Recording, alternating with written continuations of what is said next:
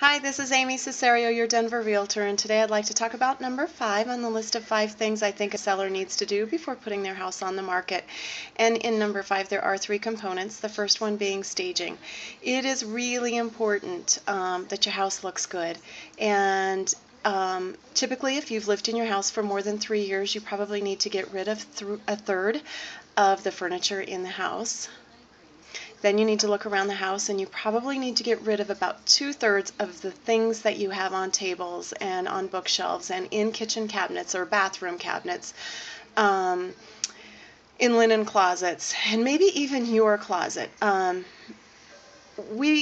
The house needs to feel lived in and loved, but it doesn't need to feel so loved that a seller isn't willing to move out. So 1/3 of the furniture needs to go, 2/3 of the stuff needs to go. And it doesn't matter what you do with the stuff, whether you sell it at a garage sale, you give it to Goodwill, you pack it and put it in a storage unit because you know you're going to have it in the next house. Any of those, as long as it gets out of the house, you start packing is really important. Once you start mentally moving out, the buyer can start mentally moving in.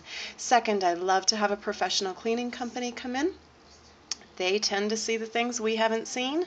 They tend to just get rid of all of those nitpicky, dirty details that a buyer will see. And remember, we're taking away all of the buyer's objections.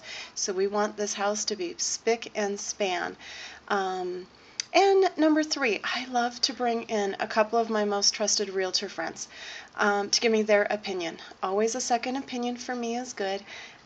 We want a buyer to be in love within 30 seconds, and this handful of agents that I love and respect will give us great constructive feedback and get us on our way to go so that we can get that house sold as soon as possible. It's really hard to have your house on the market, and it's really hard to have lots of showings. It's hard to keep it perfect and spick and span like we were talking about, and keeping things in place. So the quicker we can sell it, the better for you.